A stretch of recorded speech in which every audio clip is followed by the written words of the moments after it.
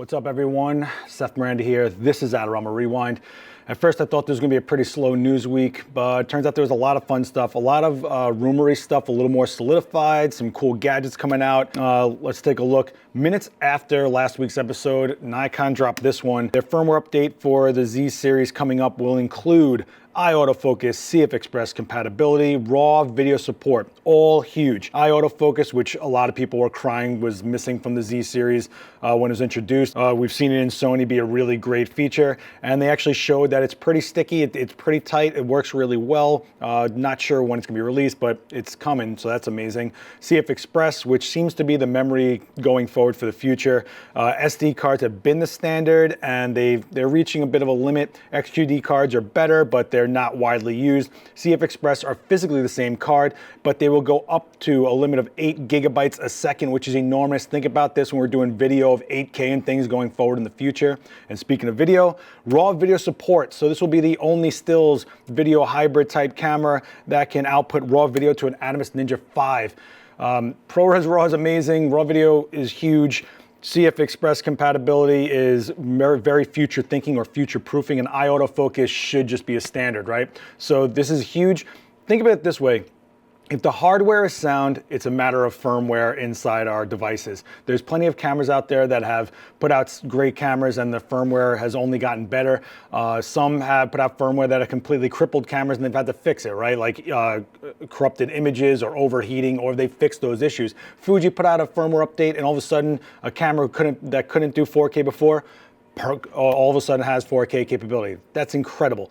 So I urge, when you look at your options for purchasing or what your systems you're going into, look at the hardware more than just the features, because you'd be surprised at what could come down the line, or look at a company's reputation when it comes to support for their cameras or their gear or whatever, because if they're one of these companies that keeps on putting out models after models instead of taking care of what's already out there, it starts looking at, well, what's the investment and what's the back support on that, right? So that's pretty awesome. Speaking of Nikon, they did release this as their lens roadmap 2018. We saw the 35mm f1.8, the 51.8, and the 24-70 f4. These are all S-Series, which are for the Z mount, obviously. All of this is Z mount going forward. And looks like in 2019, we're gonna get that unicorn lens, the 58.095 Noct, you know, that people have been talking about. The 14-30 got announced, the 24, all these cool lenses. And there's a lot of TBAs on this list for the years coming forward. So I'm pretty curious what they're thinking of putting out. It looks like they're covering their bases just to start. We're not seeing such fast glass yet, but it's compact lenses. The design of the lenses seem optimal for the mount. We'll see what happens. I'll tell you this, that 51.8S I used personally, and it was amazing. Edge to edge sharp, crazy sharp, beautiful, beautiful lens. And I was really surprised at the minimum focusing distance for it. I used it on my beta test for the Nikon Z7 on Adorama TV. If you guys want to check that out, I shot at a carousel with limited time and all craziness, but I did get to try those lenses out and I was very impressed. So I'm really curious what this roadmap's going to turn into. Let me see what else I got for you here. Oh, this guy says that his Sony A7R II got zapped by a laser from a self-driving car and it burned some designs into his sensor. If you look down here, this is the car, and they use LiDAR, so they're actually just like these pulsing lasers that go around the car, and it actually got inside his lens, and you can see here he got a dot there, but then look at this. He actually has lines stretching across his whole sensor, which looks kind of cool, but not when you don't want that on every photo you ever take ever going forward. So apparently, again, look at this, it's kind of crazy. It's exactly in the same spot. So apparently these lasers that are on these self-driving cars have been deemed safe for human eyes, but apparently they've burned into the sensor. I'm sure it's not just a Sony issue. I'm sure it's just like a digital camera sensor issue. However, I did see on my friend Jesse Rinka, who does speak here at Adorama and is a great wedding photographer, he had similar dots on his sensor on his Sony, and I'm wondering if, because he's a wedding photographer, if those DJ lasers got into his lens and did some burning in there too, which would kind of suck. I'm sorry that happened to you, Jesse, and I'm sorry it happened to this guy. So we'll see what happens with that going forward. Let's see if Sony wants to take care of him on that camera, but just be wary of things like that, I guess, going forward. I mean, who knows where technology is going, especially with self-driving cars. It's very new technology, and lasers, who knows with lasers, right? All right. In more fun news, Kodak unveils a new Smile line of instant camera and printers. So it's pretty cute, right? This is a zinc printer and camera, so it's a zero ink style photo paper loaded into this thing. It has a micro SD card slot, and it's 10 megapixels on the camera, and it can print from your phone. We've seen these pocket printers from Polaroid and things like that years ago. It's kind of cool that Kodak is still in the game, putting stuff out.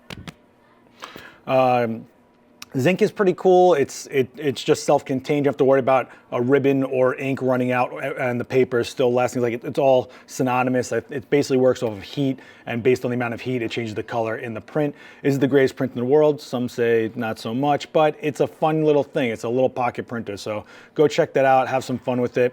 In some really cool, again, sorry if you guys are hearing some other noises. I'm in the store still. There's lots of people in here. I'm trying to like do this, so don't freak out over the audio, please.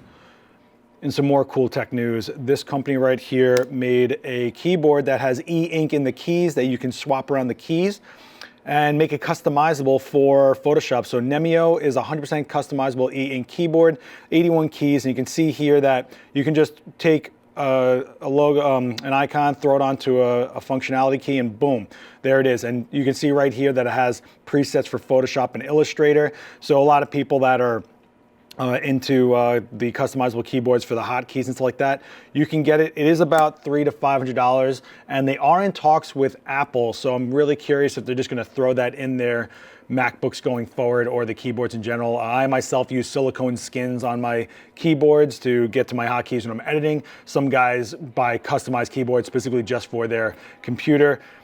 This could change everything, and it kind of seems like common sense, right? So I'm really curious if this is going to be standard technology going forward. Speaking of what I think should be standard technology going forward, drone parachute lets you legally fly over crowds of people. So this company has created this parachute system that, in the event of a failure, Indemnis has created this parachute that if your drone fails, it'll kick out this parachute and make it land safely and not kill anybody. So it's deemed the legal way to fly over crowds of people. It's pretty cool. Let's check this out. If I go up here and I hit play here, you guys can see that they tried it out in 48 failure situations in which that a drone could just drop out and fall out of the sky. It's pretty intense, and you can see it's failing. Boom, it kicks out. It gets the parachute away from the propellers as far as it can so it doesn't fail itself, and you can get it away from dropping at full speed onto someone's head, which is a big deal. Some more technology news. Lexar launches the world's first 1 terabyte SD card. So this is a huge amount of memory on a little card. 95 megabytes per second though, 633 times, V30, and it's UHS 1, which I'm not really too into. I think that's pretty slow, but it is pretty interesting to see how much they can pack onto one card. And I think everyone gets a little nervous about that too. I mean, look at the 1 card slot debate. Oh no, it only has 1 card slot. Well, now you can have 1 terabyte in that card slot if you want it to be. However, is it worth it if it doesn't write fast enough? I don't really know, but it is kind of cool that you can carry something that small and carry that much data on it. It does come with a price point of like $400 or $500, so I don't know. But like I said before, we're looking at other memory systems going forward. I'm curious where that's gonna go. Speaking of holding a good amount of memory, Canon is actually saying they have an 8K EOS R camera in the works. This is no longer a rumor. Imaging Resource published an exclusive interview where they actually say that video will play a huge role in the EOS R system for sure, and they just want to make sure that their lenses and the sensors are optimized to work together really well, and there's an 8K sensor coming. What does that mean? It doesn't really mean anything, because camera companies are always going to say that their next thing's coming, and they're always going to pump more resolution or the next best thing or something you don't have now, they have later. So I don't know. If there's no dates to it, I don't put too much faith into it, but it is kind of cool that these companies are thinking that big. I don't know. We'll see. We'll watch that one. And they're also claiming that there's a 100 megapixel full frame sensor in the works at Canon also, but I strongly urge you to take grains of salt with that, because we saw 50 megapixels hit the 5D SR and it was super noisy, right? There's only so much resolution you can pack into a sensor before it becomes counterproductive or inefficient. And I think we're at that point where you know, mid 40 megapixel cameras, you know, the D850, the A7R3, things like that are pretty optimal at the point. But if you look, lower light cameras are 16 megapixels, you know, the A7S and all stuff like that are still low megapixel cameras because they're just so much better with noise and in lower light. So, you know, don't get caught up in megapixel wars so much. That's my moral to you guys. So this one's really cool. A blind bride gets a tactile wedding photo album from a photographer. So this is awesome. We usually use visuals to remember everything, right? And that's our documentation. But this woman was blind and she got married and she's not going to see these photos in this photo album. So the photographer put together this album with the fragrances that were throughout the day, some of the fabrics from the wallpaper, the dress, the tablecloth, so that she can touch and smell and go, ah, the memories come and wash over her, just like we usually get when we see the images. So now it's like an even playing field when it comes to her life. And I think this is amazing. And I think we can all appreciate something like this, especially since most of our jobs as photographers is to capture something and immortalize it. Well, this photographer did it on another level. So big ups to this guy. I got to give it to him. The photographer's name is James Day, and check the link out. I really urge you guys to check this guy. I think it's a really cool thing that happened there. In New York City, we got the KGB Spy Museum in NYC, features a huge collection of cameras. So this is pretty awesome. So if you're an analog fiend or just a history person or anything like that, all these cameras, I'm going to show you my favorite. This is awesome, seeing the breakdown of them, and the technology at the time was pretty cool. And of course the Minox is over here, you know, the 8mm and stuff like that. But this one's really cool. Oh my God, here it is, a ring camera. So this actually takes 5 shots and it's right on your hand, and you could just load it with the custom film roll. But it's $25 to get in. It's on 245 West 14th Street. 10 a.m. to 8 p.m. Monday through Sunday. So go check it out if you're here in New York, or if you come to visit and you're a photo nerd, go ahead, go check that out. I'm gonna go I wanna see this photo ring. I think that's pretty awesome. In some surprising news, Sharp is making the first 8K mirrorless camera under 5 Gs. Who no one saw this coming. I mean, Sharp, you know, people know them for TVs and appliances and things like that, but so they have an 8K micro 4/3 camera for under $5,000. It is 30 frames a second, H.265 Kodak, but Sharp is saying that they're working on making it able to do 60 frames a second. USB-C, 5-inch swivel screen. It only has one SD card slot. It's just pretty cool that this company came out of nowhere and just threw this down on the table. We don't know much about it. We haven't seen anything from it, but 8K at 30 frames a second and soon to be 60 frames a second. Whoa, okay. Check out the link if you're into that kind of thing. Some more solidified rumors. Here's the first images, thanks to the photographer, of the GFX 100 megapixel medium format. So the body looks like a full body design, like a Nikon D5 or a 1DX Mark II from Canon. And it is going to be a medium format because Fuji doesn't do full frame. They call this their super full frame. 100 megapixels, which the higher the res, the more your shake is going to show up and things like that. So it's going to be stabilized. And they announced this at Photokina. I was there in that press room in Germany, and everyone just was like, so I'm pretty psyched to see this. I really think it's close to coming out, which is even crazier. Fuji has done some really innovative stuff. This is nothing short of the way they think. I think it's going to be pretty great to have out there in the field. And if we get medium format to be higher res with the space on the sensor, which I was just saying, we need that breathing room so it doesn't degrade and have noise and stuff like that. And it's stabilized, it's fast. As full frame, we might see medium format become the new full frame, especially if it's the size of what we're putting out there as full frame DSLRs right now. So pretty interesting to watch that. Keep watch on it. Fuji, you're killing it. I got to tell you, every Fuji I got, I love your cameras, man. All right, or woman, I don't know. Fuji, non-gender. Let's take a look. Oh, speaking more Fuji, so it's officially registered. The X-T30 name has been registered, which means that it's coming. There is no details on it. If you're a Fuji fiend, they have a nice little cult club. The X-T10, the X-T20, and now we're looking at the X-T30 coming. No dates, no nothing, but the name is registered. So if you're looking to upgrade your Fuji and you're in that class of their cameras, keep watch on that. And we covered Flickr starting to tell people that they have a 1,000 image limit and then they're going to start charging you, so it's no longer free. Well, Flickr is saying, hey, we're going to give you 15% off the first year of pro accounts, because they were saying your free account can only go to 1,000 photos, and they will start deleting the oldest photos on your account. So make sure you got them off of there. This is after Smug Mug acquired them in April of 2018. So if you're really stuck on Flickr, if you really want to save it, now's the time to get that pro account, save a bit of cash. A lot of you seem to comment that you're not into Flickr anymore. I don't know, we keep on jumping platforms. Maybe we just need to refine the platforms we're on. I don't know, you tell me. Are you still on Flickr? Write me in the comments below. That is pretty much the jam-packed news that I have for you to this week. However, I'm going to show you this. Last night, I was actually live right here in the event space. Let me just, sorry guys, I'm doing this live.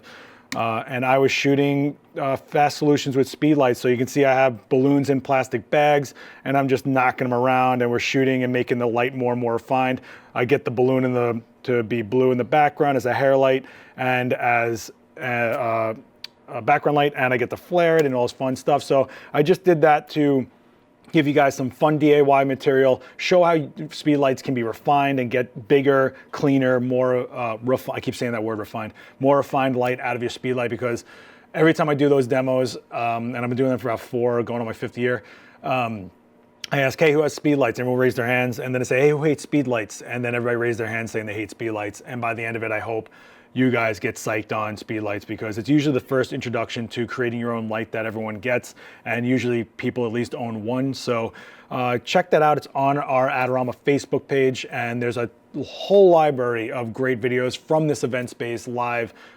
Daniel Norton, photographer, does his. You know, there's a lot of extra media out there from Adorama, so please check that out. And to close this all out, I like to pull a comment from you guys from the week before. So Gary Nelson says, thanks, Seth. With reference to the Panasonic, nothing been mentioned about pricing or which lens Sigma and Panasonic introduced. Can't justify the Leica lenses. Okay, so Leica, Panasonic is putting out the S-Series, which is going to be their first full-frame mirrorless system. It's looking pretty good so far. We have some guys out there working with it.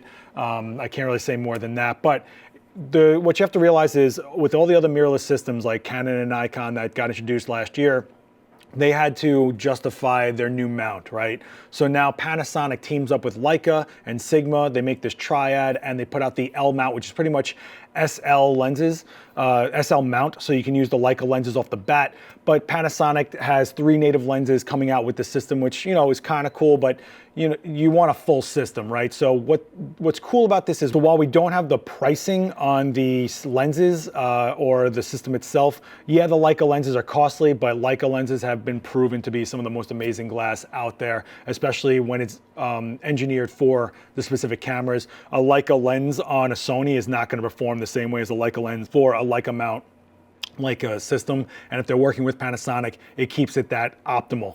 Yeah, they're super expensive. I get it. They're a luxury brand. They're something to aspire to. But the fact that Sigma's on it too, all they have to do is swap out their mounts and put the protocol for that lens mount on lenses that already exist, and overnight you could probably have a whole series of lenses. We don't know what their time frames are. We don't know what their price points are. But if it's Sigma and they keep their prices pretty much standard for the lens and swap out the mount, you're in a good position. So this is pretty much the first introductory system from a company that will walk in with, in theory, a huge amount of options for glass that aren't just an adapter that goes with the body.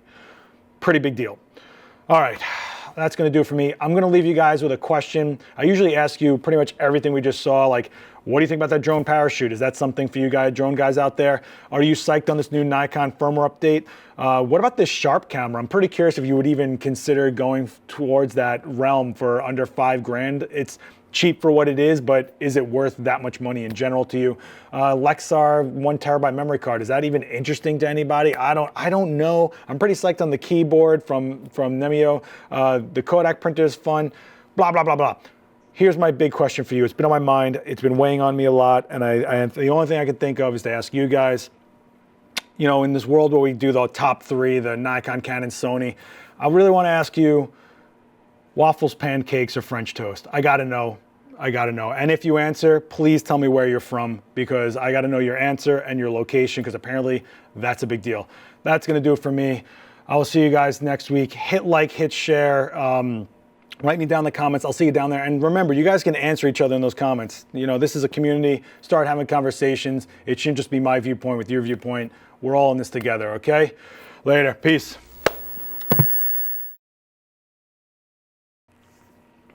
Yo, I'm done. You guys want to go nosh? Food.